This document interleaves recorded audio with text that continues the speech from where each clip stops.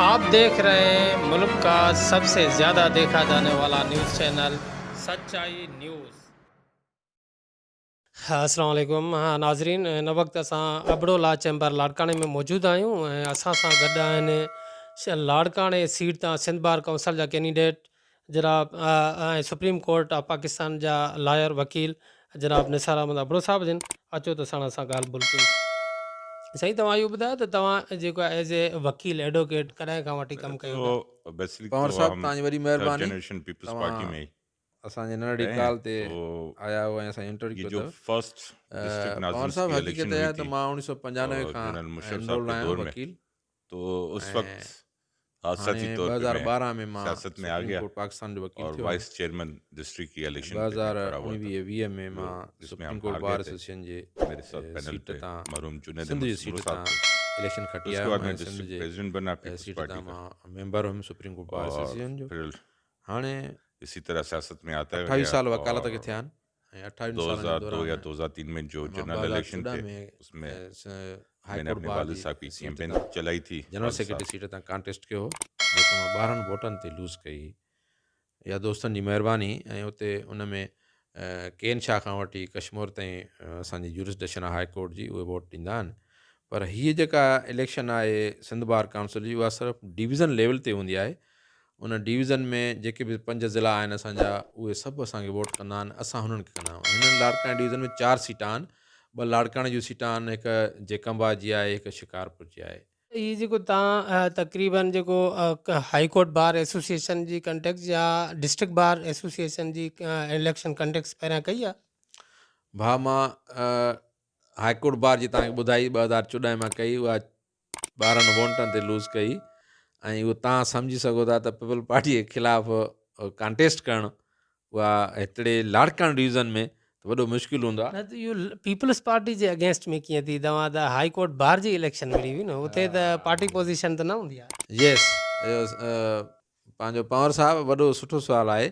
हाणे तव्हां ॾिसंदव, तव्हां त साफ़ ई आहियो, सुठा माण्हू आहियो। हिन इलेक्शन में बि तव्हां ॾिसंदव त जेके बि मिनिस्टर साहिबान आहिनि ऐं वॾा वॾा माण्हू वॾेरा, उहे सभु इनवॉल्व अथव। उन्हनि वकीलनि ते वॾा फोर्स अथव। मूंखे काफ़ी दोस्तनि वीचारनि फ़ोन कयो त यार, असां त एॾो फोर्स आहे त बाबा असांजे फलाणे फलाणे माण्हू खे वोट ॾिजो। पर हुननि खे जस हुजे, मां हुननि खे सलाम थो कयां इन कारे कोट वारनि खे, त कैबिनेट उन्हनि में चयो त मिनिस्टर असांखे रह छा बि चुके थी हैं पए त असां हिकिड़ो वोट निसार बड़े खे ॾींदासीं और लाड़काणे उनके सीट बाद भी ते। रह चुके बाक़ी हैं, हिकिड़ो सेनेटर हुननि जी भी रह मर्ज़ी आहे, 2 चुके हैं, वोट एमएनए भी रह कंहिंखे बि चुके ॾियनि। हैं। अजी इहो तो जेको उनका लाड़काणे सियासत जी में सीट खां घणा कैंडिडेट्स ना आहिनि? अंदाज था। सर, लाड़काणे सीट तां असां 6 कैंडिडेट्स आहियूं, तो जंहिं ते सियासत असां विरसे में भी कॉन्टेस्ट था कयूं। समझे माना मिली सम्झो है, त हिक सीट ते और 3 माण्हू क्योंकि अपने कॉन्टेस्ट था लोग कनि। हैं, अपने हिते 2 सीटूं कहिड़े हिसाब सां आहिनि? आया सीट बरादरी वाले जेका हैं, सीट जी क्योंकि मैं जुरिडिक्शन कम्युनिटी वोटनि पे जो इलेक्शन नहीं तनासुब हूंदो लड़ता, आहे या मैं एरियो हूंदो जो आहे? भी हो न सर, कम्युनिटी, इहो क्योंकि वोट जो मुझे तनासुब हूंदो आहे। वोट पाकिस्तान असां में वटि यहाँ जैसे 2200 आजकल का वोट आहे। कल्चर है कि हर लाड़काणे कोई अपने कबाइल के हिसाब से लड़ता है, तो लाड़काणे ज़िले में मेरा तो उतना 2200 बड़ा वोट आहिनि, कबाइल भी जंहिंखे नहीं है लाड़काणे जूं और 2 ना सीटां कुछ, आहिनि। तो लोगों की मोहब्बत है, 2200 वोट आहिनि तो माना इसलिए असांजे डिस्ट्रिक्ट जा इलेक्शन लाड़काणे ज़रूरी, जा, और त इट मीन्स इंशाल्लाह आगे भी मेरे नस्ल भी 1100 वोटनि इंशाल्लाह ते हिकु कंटिन्यू सीट करेगी। थींदी आहे। न, सर, ये बताइए कि आपने चूँकि पीपल्स पार्टी छोड़कर अभी पीटीआई ज्वाइन की है, तो पीटीआई की पहले तो कुछ स्कोप नज़र आता था और कुछ उम्मीदें भी थी नए न्यू जनरेशन की, लेकिन आजकल जो इसका रिजल्ट आया है पीटीआई का, जो 2 साल से मुसलसल गवर्नमेंट में है और इतनी महंगाई बढ़ गई है, गरीब अवाम बहुत परेशान हो गए हैं और पीटीआई से नफरत करने पर उतर आए हैं। तो आप क्या समझते हैं कि आपने पीटीआई ज्वाइन करके कोई गलत फैसला को डिस्ट्रिक्ट अलग थियो है, तो देखिए, इतनी माना सिंध बार जी काई सीट ना है सिकरी फैसला गलत या सही की नहीं है।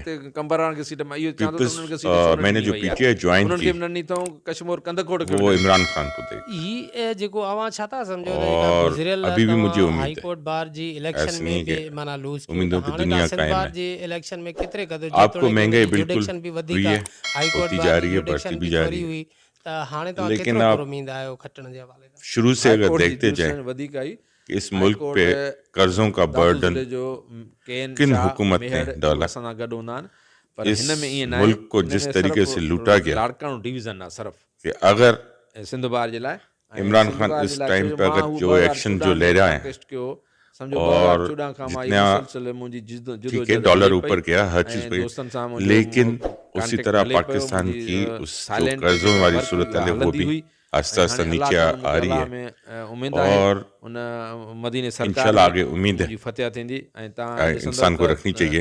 इंशाल्लाह हमारा मुल्क तरक्की करेगा। जेकी कुछ गुज़िश्ता फेसेस आए टाइम में हैं जेके और इस दूसरा बार आप देखते हैं कि अपोजिशन का अपना शोर है। कैंडिडेट मैं हुआ एक उन्हनि छोटी जी सी प्रोग्रेस आपको में मुतमइन ना आयो छा जो बात बता दूं, एज ए कैंडिडेट सामू आया। महंगाई हुई है, बिल्कुल हर चीज है। पवन साहब हकीकत या अब हमारे पास जितने भी डिपार्टमेंट हैं जी ॻाल्हि न आहे, उनको खोखला कर दिया गया। 3000 खां मथे असांजा आप समझ लें अब मेरी ये यूनियन काउंसिल है, इन अब 3000 इस यूनियन काउंसिल का आपको थोड़ा सा आपको बता दूं कि इसके लिए 5 लाख रुपए सुनाए आते हैं, प्रोवाइड न कई आहे। हाणे 1.5 लाख रुपए सुनाए 2 लाख रुपए तनख्वाह में चला जाता है। वो हर शइ समझे तो ना यूनियन काउंसिल के सेक्रेटरी के पास गाड़ी है सरकारी कि यहाँ ड्राइवर क्यों रखा गया, उसकी तनख्वाह क्यों जा रही है। बार के हाई कोर्ट बार के मैं आपसे छोटा सा, यहाँ कोई बाग नहीं है उधर माली रखा गया है, माली की पोस्ट, ठीक है ना, 2-2 क्लर्क। जब इस चीज में आपके बर्डन इतने बढ़ जाते हैं, खरबे रुपया फंड अब यहाँ पे कोई चीज है नहीं, कुछ भी ऑफिस है नहीं और ये लोग हैं भी नहीं कौन कर सकियो आहे और इनको तनख्वाहें मिल रही, तो वो बर्डन किस पे जा रहा है? कयां थो ये जेके नौजवान वकील गवर्नमेंट पे ही जा रहा है। जियां अगर पीआई की फ्लाइट्स आपके पास चंद हैं और उधर आपने इतना स्टाफ रख दिया तो वो बर्डन ही पड़ेगा।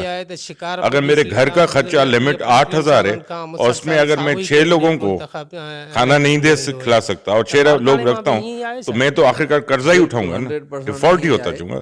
तो आप इस तरह देखें, मुल्क को भी तो इसी तरह डिफॉल्ट किया गया है। सियासतदानों ने पुरानी जो भी हैं उन्होंने सिर्फ अपने मुफाद के लिए, मैं नहीं बोलता कि अवाम को रोजगार ना मिले, बिल्कुल मिले, लेकिन एक जगह पे एसएनई मंजूर नहीं है, बिल्डिंगें बनी हुई हैं आपके, आप चले मेरे इधर सुल्तान कोट में, यहाँ डिस्पोजल बने हुए हैं, यूज नहीं हो रहा, एसएनई पहले से मंजूरी नहीं है, लोग हैं ही नहीं, खाली एक बंगले बने हुए। ये तो पिछली गवर्नमेंट जो होता हुआ है, आखिरकार किसी न किसी के ऊपर तो बर्डन है। मजबूर थी बिठान त न बणा, हिननि त असांजो एहसास कयो आहे, हिननि त असांजे लाइ कुझु कोन कयो आहे। इन्हनि खे इन जे करे इन्हनि खे कुझु करे ॾेखारिजे, नई क़यादत अचे, नओं चेहरो अचे त कुझु चेंज अचे। पुठियनि कैंडिडेट्स जेके इलेक्टेड मेंबरान हुया उन्हनि कहिड़ियूं सहूलियतूं वकला जे लाइ ॾिनियूं आहिनि? भाउ इहो ई त मां चवंदो त वॾो ज़ुल्म आहे हिते। डिस्ट्रिक्ट बार में जेका बॉडी आई उहे पाण में वीचारा विड़ी पिया, उन्हनि प्रेसिडेंट सां जो हिकिड़े मुंहुं ॿी पार्टी जो ॿिए पासे मुंहुं, उन्हनि कुझु न करे सघिया वकीलनि जे लाइ, हिकिड़ो कंहिं गवर्नमेंट खां रुपयो न वठी सघिया। उनखां पोइ जेके तव्हां ॿुधायो था कॉलोनी मोहतरमा बेनज़ीर भुट्टो साहब ॾेई वई, उन्हनि ते माण्हुनि जा कब्ज़ा आहिनि, उहे प्लाट उन वकीलनि खे न ॾेई सघिया आहिनि, पैसा उन्हनि खां वठी चुका, उहे ख़बर न आहे त उहे काॾे हलिया विया। हिननि हाईकोर्ट बार जा जेके हाणे उहिदेदार प्रेसिडेंट हे उन्हनि कुझु बि कोन कयो आहे वकीलनि जे लाइ। वकील हाणे उन्हनि खां एहतिसाब कंदा, हाणे उन्हनि जो दौरु आहे। अवां जो as a candidate Sindh bar council जे प्लेटफॉर्म ते लाड़काणे जी सीट खां कैंडिडेट थिया आहियो, त अवां छा कहिड़ी तब्दीली आणणु घुरो था? पवन साहब, मुंहिंजो इहो ई मोटो आहे त जेकॾहिं अलाह साईं मूंखे इज़त ॾिनी त मां हिन लाड़काणे बार जे लाइ पहिरियां त हिननि खे चेंबर वठी ॾींदुमि, छो जो चेंबर हे जेके शहीद भुट्टे ॾिना हुया उनखां पोइ वीचारा 20-25 चेंबर आहिनि, उनखां पोइ वरी चेंबर न ठाहिया आहिनि। उहे चेंबर तॾहिं हुया जॾहिं लाड़काणे में वकील ई कुल 50 हुया। हाणे तव्हां अंदाज़ो लॻायो त 2000 खां क्रॉस करे विया आहिनि वकील। हाणे इन्हनि वकीलनि जे लाइ घटि में घटि 100 चेंबर ठहंदा। 100 चेंबरनि में जेके रेगुलर असांजा वकील आहिनि उनखे 4 वकीलनि खे असां हिकिड़ो चेंबर अलाट कंदासीं त 400 वकील असांजा रेगुलर उहे उन में अची वेंदा ऐं उन्हनि खे फैसिलिटी थी वेंदी। ऐं उनखां पोइ ॿी प्रायोरिटी मुंहिंजी इहा हूंदी त मां कराचीअ में सभु अलाह जी महिरबानी सां महिनत करे सभिनी दोस्तनि खे जेको बि प्राइम मिनिस्टर हूंदो, प्रेसिडेंट हूंदो ऐं उनखां पोइ CM हूंदो, उन्हनि खां फंड वठी उन्हनि जी लाइ हॉस्टल ठाहींदासीं। सिंध बार काउंसिल जी हॉस्टल हूंदी ऐं उहा उन हॉस्टल में जेको आहे सो हर फैसिलिटी हूंदी। कश्मीर खां वकील हूंदो, लाड़काणे खां वकील हूंदो, जैकाबाद खां वेंदो उते उनखे फ़ोन कंदो, उन्हनि जी गाॾी हूंदी उनखे उतां पिक कंदी, भली एयरपोर्ट तां वञे ऐं रेलवे स्टेशन तां वञे, कंहिं बस स्टैंड अॾे तां वञे, उनखे उहा गाॾी खणंदी, डोम खणंदी, उते वञी हॉस्टल पहुचाईंदी, उहो 1000 रुपए में हूंदो, 1000 रुपए में उनखे हर उते जेका बि हॉस्टल में उनखे मानी जेको आहे 150-100 में वेलो पवंदी, ऐं उनखे सुभाणे जेकॾहिं सिटी कोर्ट वञे, हाई कोर्ट वञे, सुप्रीम कोर्ट वञे त उनखे उहा गाॾी पहुचाईंदी। मां इहे उन्हनि जे लाइ जेको बेनुअल फंड हूंदो, हाणे 5 लख था मिलनि, मां सुप्रीम कोर्ट जो उहिदेदार रहियो आहियां, त बेनुअल फंड असां चवंदासीं इन्हनि खे 50 लख हर हिकु वकील खे मिले, उनजी फैमिलीअ खे मिले।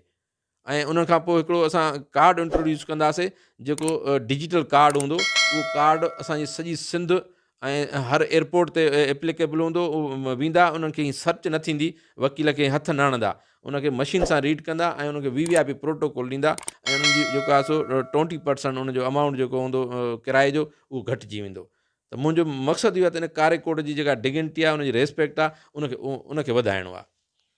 ही जेको लेडीज़ लायर्स आहिनि उन्हनि जे हवाले सां का सहूलियत पुठियनि जेको उन्हनि ॾिनी आहे कैंडिडेट्स, या अवां उन्हनि न ॾिनी आहे, त अवां छा प्रोग्राम रखो था उन्हनि जी? यस, उन लेडीज़ जेके मुंहिंजी भेनरूं आहिनि, जेके वकील आहिनि, मां उन्हनि खे सलाम ॿिन्ही तरह थो कयां इहो त हिन असांजे लाड़काणे डिवीज़न में जेके बि लेडी एडवोकेट आहिनि, उहे वॾी बहादुर छोकिरियूं आहिनि ऐं बहादुर असांजी भेनरूं आहिनि, जेके अहिड़े ज़ालिम मुआशिरे में उन्हनि एहतिजाज करे ऐं कारो कोट पातो आहे। मां उन्हनि खे सलाम थो कयां, ऐं उन्हनि जे लाइ सेपरेट लेडीज़ बार हूंदी, ऐं उन्हनि खे पंहिंजा उन्हनि जे लाइ लेडीज़ पटियाला उन्हनि खे प्रोवाइड कंदासीं, ऐं उन्हनि खे बजट वठी ॾींदासीं, ऐं उन्हनि खे गाॾियूं वठी ॾींदासीं।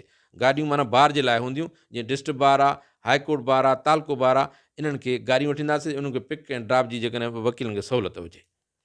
सही, इहो नाज़रीन खे ॿुधायो त जीअं आम हिकिड़ो जनरल इलेक्शन हूंदी आहे, उन में हिकिड़ो जेको वोट कास्ट कयो वेंदो आहे, उहो तक़रीबन जेको आहे असां वटि जेके रिवायतूं हूंदियूं आहिनि उन्हनि खे मद्देनज़र रखी ॾिनो वेंदो आहे। को पंहिंजी ज़ात जे करे ॾींदो आहे, कोई ॻोठ जे करे ॾींदो आहे, कोई बिरादरी जे करे ॾींदो आहे। त वकीलनि जी छा साइकी आहे, उहे वोट जेको आहे कहिड़े उन्हनि में कहिड़ा माण्हू असरअंदाज़ थींदा आहिनि वोट जे हिसाब, या बिल्कुलु इंडिपेंडेंट हूंदा आहिनि, कंहिंजो चवणु न कंदा आहिनि? भाउ पवन साहब, हक़ीक़त इहा आहे त वकील जेको कार्य कोर्ट वारो आहे न, उहो कंहिंजो नौकर न आहे।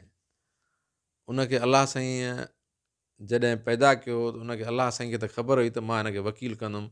उनखे दिलि बि जेका आहे उहा शींहं जी दिलि आहे, उहो कंहिंजे चवण में कोन्हे को, ऐं उहो वोट पंहिंजी मर्ज़ीअ ते ॾींदो आहे, ऐं उहो पंहिंजी मर्ज़ीअ ते उहो पंहिंजो माण्हू चूंडींदो आहे। हाणे हक़ीक़त इहा आहे त जेको माण्हू जंहिंसां सुठो हलंदो उनखे वोट मिलंदो। बाक़ी ईअं कंहिंजे पीर मीर वॾे जे चवण ते वोट कोन मिलंदो, भली छा बि कनि। सर, इहो नाज़रीन खे इहो ॿुधायो त जीअं जनरल इलेक्शन में जेके हारींदड़ कैंडिडेट हूंदा आहिनि उहे हमेशह धांधली जूं शिकायतूं कंदा आहिनि। ईअं ई ॾिठो वियो आहे त बार एसोसिएशन्स में बि या वकला सियासत में बि जेका इलेक्शन थिए थी, उन्हनि में बि जेका हारियल कैंडिडेट हूंदा आहिनि उहे मुख़्तलिफ़ इल्ज़ाम लॻाईंदा आहिनि। जीअं ताज़ो हाई कोर्ट बार कराची जी इलेक्शन थी, त उन में जेको प्रेसिडेंट जो कैंडिडेट साईं अहमद अली शाह जंहिं इलेक्शन लूज़ कई, त उन जेको आहे कोर्ट में पिटीशन दाख़िल कई आहे त मूंसां धांधली थी आहे। ईअं वकीलनि सां बि धांधली थींदियूं आहिनि छा? न भाउ, ईअं कोन थींदो आहे। इहो बसि उन्हनि जो को ख़बर न आहे त इहो ईअं कीअं थियो आहे, ऐं कॾहिं बि कोन थींदो आहे। ऐं असां हर वक़्तु इलेक्शन लड़ंदा आया आहियूं। मां 95 खां एंटर थियो त 96 खां वठी सियासत में विया आहियूं।